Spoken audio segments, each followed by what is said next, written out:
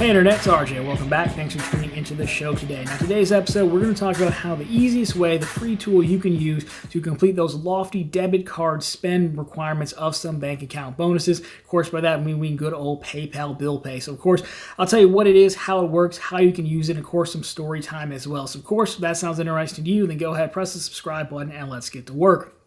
Now, when it comes to it, in case you're new here, a lot of bank bonuses, is primarily what we focus on here. They have a component of debit card spend because, again, the bank wants to get you used to using that card. They want it in your wallet, which makes sense. Now, most of the time, the debit card spend is fairly straightforward. Make 10 debit card transactions.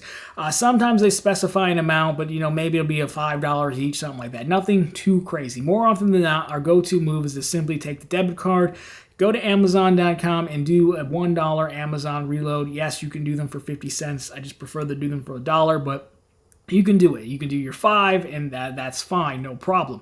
Now, every so often, we go after much larger bonuses, usually on the business side, like, was it Mercury was one where they say, hey, spend $10,000 on a business debit card, which, again, it is slated at businesses, so I don't think the spend requirement is unfair, but I mean, even though it is a cashback debit card, no one would really want to spend $10,000 on a debit card when you could simply use a double cash, if nothing else, and get 2% back, and plus the purchase protections and things like that. But we still want Mercury's money. So how do we do this? Because you definitely don't want $10,000 in Amazon reloads.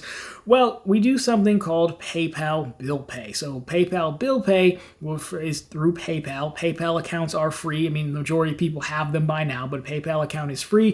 PayPal, I think, PayPal Mafia, the Elon Musk days back in the day, people think best know it for being associated with eBay. Eventually they spun it off. I think they own Venmo now too, but it's, basically they facilitate payments a lot for stores, right? You can do checkouts through PayPal. You can send money to people with PayPal. You can even buy gift cards when the categories are PayPal. Just keep that in mind. But anyways, they have a feature called PayPal Bill Pay. This is it's a replacement feature of something they used to have. We won't get into because it's long since dead, but it's a good feature because what it does is the name is exactly what it sounds like. You can pay your bills with PayPal. Now, what you do is, I'll put screens up here, but you can see they have options like you can pay utilities, you can even pay credit card bills with PayPal. Now, what they mean is generally for you to use your PayPal balance, because again, PayPal, you can't have a balance. I think they even have a debit card themselves, right? So it's not uncommon that people will want to pay things with PayPal. So you could do that, or what you could do is you could take your business debit card and you could add it to your PayPal wallet, and then when you're paying those bills, you can use that linked debit card to pay those bills. You cannot use a credit card. Don't try it. It will block you. But you can use a debit card, which is perfect for the use case that we're going for. So, again, I really only use this to pay credit cards, because you could use, if you're just paying a utility, you could just use your debit card directly, unless you maybe wanted the protection of PayPal to not put your card number in, one other system. That's certainly a use case. But for us, we're talking about paying a credit card bill. So in this case, I think I paid my Chase cards or my Citi cards with, my linked Mercury card. So how this works is you go and you click the credit card, and it's going to ask you to look up, your account, look up, who you're trying to pay. This part's a little weird, honestly. This one is sometimes a guessing game, because you type in Chase, you type in Citi, like multiple options come up. I gotta tell you, I just try to click around until I find the one that works. For Chase, it'll say, okay, now give me your account number, which is your credit card number, then give me the billing zip code, which is the zip code on your statement. Unless you're Wells Fargo, which I hear that it's a different zip code. I don't know what it is off the top of my head, but it's a little bit of a guessing game for some reason. I wouldn't think there would be this much of a guessing game, but it can be. But it doesn't take that long to guess, right? And you'll know it works because it's not going to accept your account number if it's the wrong one. So there's not really a fear of sending it to the wrong place. So once that bill is added, you can even add a nickname to it, which is great. So once you've got that, then you can go to your credit card bill.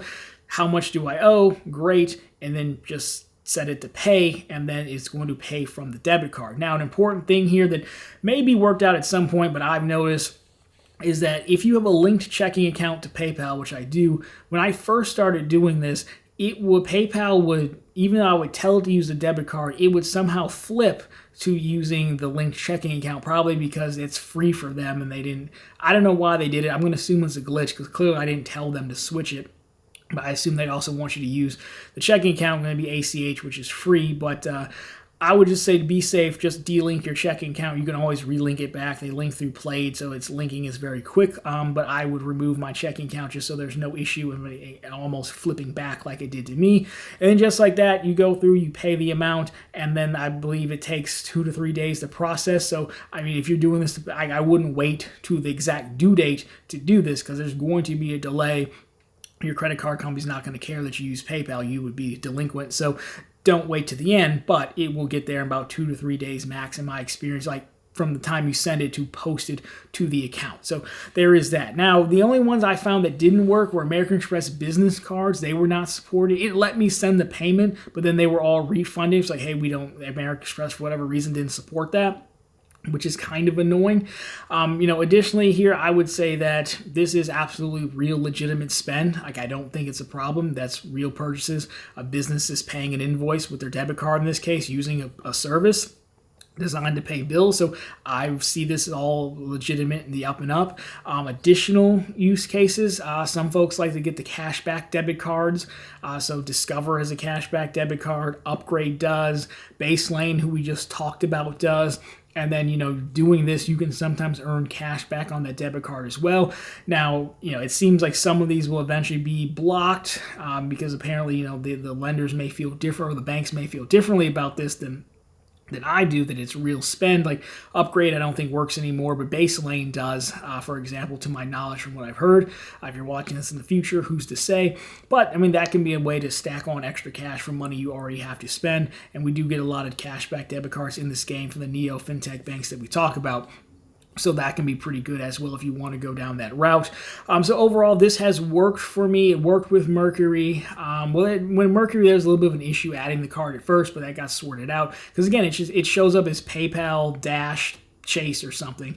Wyndon was a fun one. We did a bonus on Wyndon. They turned out to not like this and started blocking everything PayPal, and clawing back points is a bit of a disaster, really. I got paid most of my bonus in the end, but I've had mostly good experiences with this because, again, I stand by that this is legitimate spend. I don't think this is like a crazy loophole. I think it's just like an extra earning strategy, if you will. But really, this is an important tool because would I use it for 5 debit card swipes of $1 each? No, I spend enough money on Amazon that it's fine. I don't care too much about losing those level of reward points. But again, when you get to the loftier ones, even ones that have, hey, we want to see you make 5 debit card transactions at $25 each, I think that would be perfectly fine. So that is PayPal Bill Pay and how it works. Definitely a good tool to keep in your back pocket. It makes a lot of these business bonuses that we're seeing with loftier debit card swipes become more attainable for the masses. So of course, guys, if you like this one, drop me a thumbs up down below. If you found it particularly interesting, consider subscribing to the channel because we were talking about content just like this every single week on how to make banks' money become your money. Again, question for you guys, let me know down below what other strategies have you employed, what other cashback methods have you tried to come up with to not only satisfy these requirements, but put a few extra bucks in your pocket. Love to get your thoughts on that. Anyways, guys, that's going to do it for this one. As always, thank you so much for watching, and talk to you very soon in the next one.